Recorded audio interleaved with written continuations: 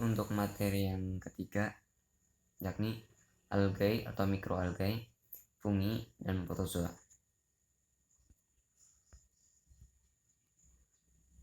Masuk ke algae, mikroalgae. Ini adalah foto algae dan teman-temannya. Selanjutnya,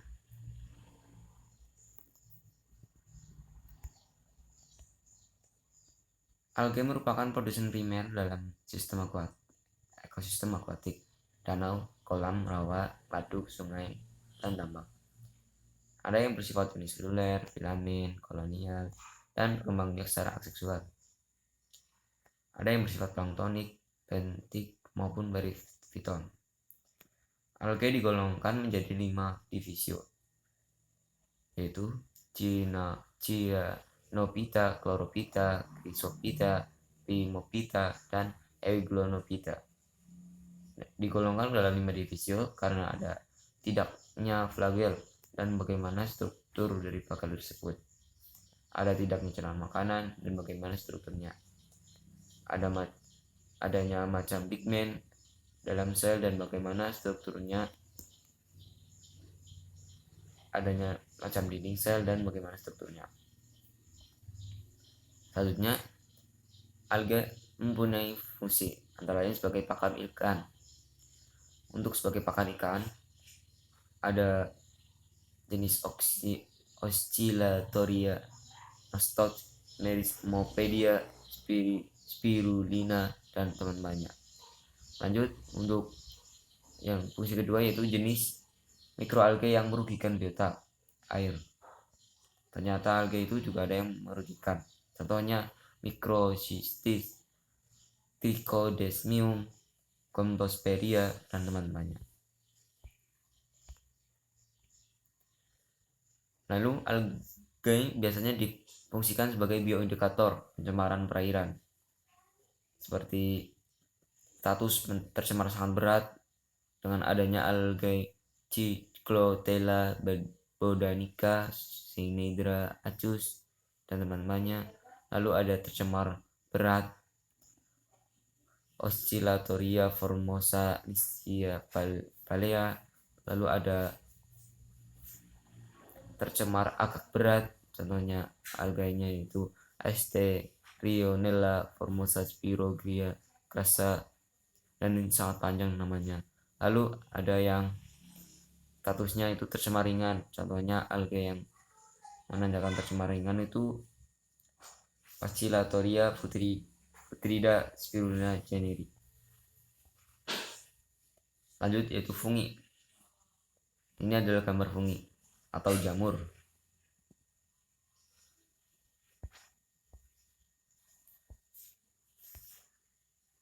Fungi merupakan logam besar bahan organik dalam sistem ekosistem akuatik yang berfungsi sebagai pengurai utama dari bahan yang mengandung selulosa dan lignin pada jaringan tanaman dan chitin jaringan insekta. Fungi juga merupakan organisme yang berfilamen, non-fotosintetik, bersifat sparofitik, dan parasitik. Fungi memiliki habitat yang luas, yang ada di tanah, air tawar, dan laut. Bereproduksi dengan spora, tunas, pembelahan sel, atau fragmentasi talus. Fungi dapat menyebabkan berbagai macam penyakit, contohnya penyakit ikan, yang pada kondisi yang buruk pada dan terhadap pada tubuh ikan. Lanjut yaitu materi selanjutnya protozoa. Ini adalah gambar protozoa. Protozoa itu ada yang mirip tumbuhan dan mirip hewan. Protozoa mempunyai fungsi yang pertama sebagai indikator pencemaran perairan atau bioremediasi, contohnya Odo SPP, Stentor SPP, Colpidium SPP, dan teman-temannya. Lalu fungsi yang kedua yakni sebagai parasit ikan. Contoh spesiesnya yaitu Trichodina SPP. Materi yang keempat yaitu bakteri. Bagaimana sih cara bakteri berkembang biak? Dan ternyata bakteri itu berkembang biak dengan cara pembelahan binir, yaitu membelah dari sel tunggal menjadi 2 sel anak yang identik. Pembelahan binir itu terjadi ketika DNA bakteri membelah menjadi dua atau bereplikasi. Jadi ketika sel membelah, maka sel anak adalah kloningan dari sel induknya. Contoh bakteri Escherichia coli yang membelah setiap 20 menit. Apabila sudah mencapai 7 jam, maka bakterinya sudah mencapai 2.097.152 bakteri. Inilah yang menyebabkan kita sakit apabila mikroba patogen berada pada tubuh kita. Marilah kita tingkatkan hidup sehat.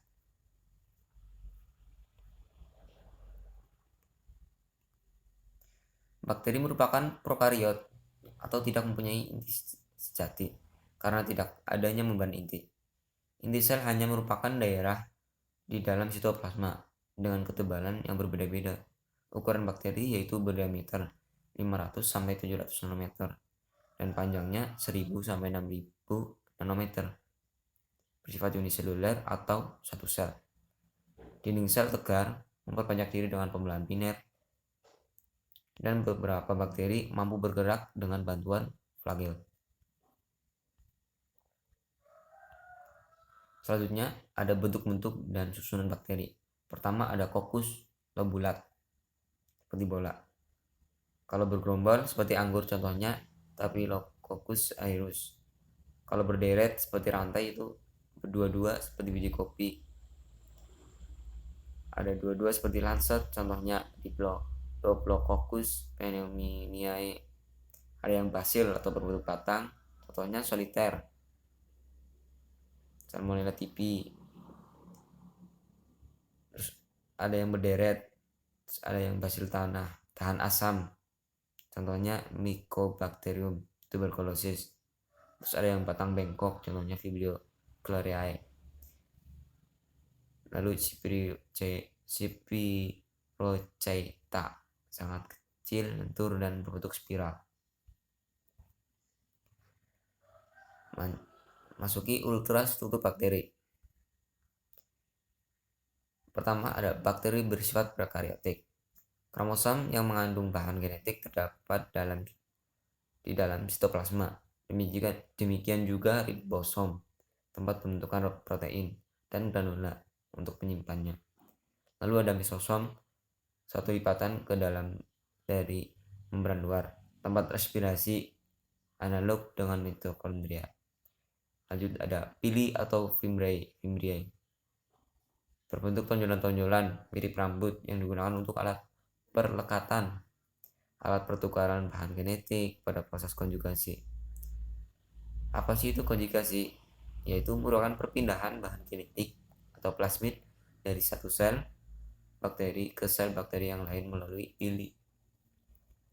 Selanjutnya ada plasmid, yaitu DNA ekstra kromosom yang bentuknya sirkuler atau melingkar yang mengkode protein fungsional.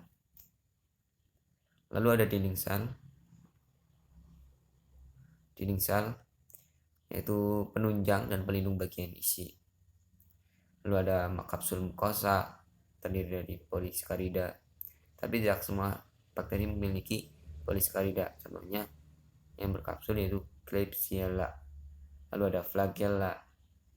Bedanya flagella dengan pili, kalau flagella itu ada alat untuk bergerak, tetapi tidak semua bakteri mempunyai flagel. Lanjut, ini adalah gambar-gambar bentuk-bentuk bakteri.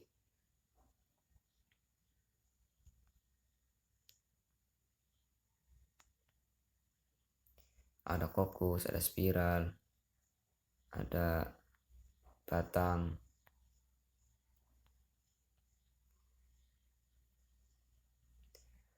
Pembentukan spora. Ada beberapa bakteri yang membentuk spora, antara lain Clostridium tetani dan teman-temannya. Sel menjadi terbungkus oleh kapsul tebal protektif dan metabolisme melambat. Spora sangat resisten terhadap panas dan dapat hidup dalam jangka lama. Dalam keadaan menguntungkan, spora mengalami germinasi dan membebaskan bakteri. Ini adalah Bacillus anthracis yang menyebabkan penyakit antraks. Di sini ada dinding bakteri, ada spora, ada kapsul. Dinding sel bakteri. Dinding sel bakteri itu ada gram positif, lalu peptidoglikan dan asam teukat. Peptidoglikan terdiri dari N-asetilglukosamin dan N-asetilmuramate serta beberapa asam amino seperti alanin, asam glutamat, dan lisin. Lalu ada asam teukat mengandung unit gliserol. Asam teukat bermuatan negatif yang akan mempengaruhi muatan negatif pada permukaan sel. Ini adalah gambar dinding sel. Pilus, flagella, terus ada yang kanan gram negatif, yang kiri gram positif. Dan di sini bedanya yaitu gram positif itu memiliki peptidoglikan yang sangat rapat atau ketat, kalau gram negatif itu tidak.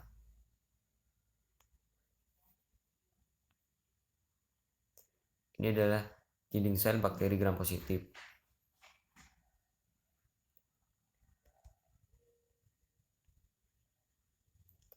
Dinding bakteri gram negatif. 50-20% dari dinding selnya terdiri dari peptidoglikan. Lapisan lainnya terdiri dari protein lipopolisakarida.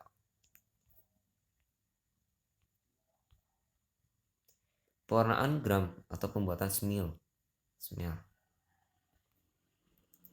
Pertama, tipis spesimen disiapkan ke permukaan kaca objek yang telah dibersihkan hingga bebas kotoran dan lemak.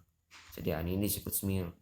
Smil dilewatkan di atas api spiritus 3-4 kali untuk mematikan mikroorganisme. Smil digenangi dengan gram A untuk kristal violet selama 4 menit, kemudian cat dibuang. Sediaan dicuci air mengalir. Lalu sediaan digenangi dengan gram B atau lugol selama 1 menit, kemudian lugol dibuang. Lalu sediaan dicuci air mengalir lagi. Sediaan dicuci dengan gram C atau decolonizer alkohol asam selama 45 detik, kemudian gram C dibuang. Lalu dicuci dengan air mengalir. Kemudian sediaan digenangi dengan gram D untuk safranin selama 4 menit. Lalu gram D itu dibuang. Sediaan dicuci mengalir dan dikeningkan dengan cara dianginkan. Lalu terakhir ditetesi minyak imersi. Dilihat dengan mikroskop dengan pembesaran 1000 kali. Bakteri gram positif dan gram negatif. Contohnya ini adalah nama-nama bakterinya.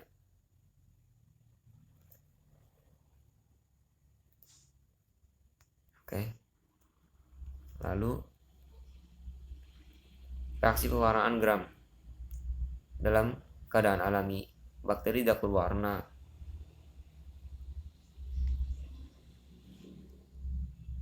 Reaksi pewarnaan gram digunakan sebagai langkah pertama dalam identifikasi di dalam laboratorium. Selain itu, dengan diketahuinya sifat dinding sel bakteri berdasarkan pewarnaan gram dapat untuk menentukan jenis antibiotik untuk pengobatan. Bakteri gram positif berwarna violet, sedangkan bakteri gram negatif berwarna pink. Lalu ada medium biakan. Di sini ada 2 media hidup, virus, lalu ada media mati selain virus, media cair, media padat, cair atau segar, media setengah padat.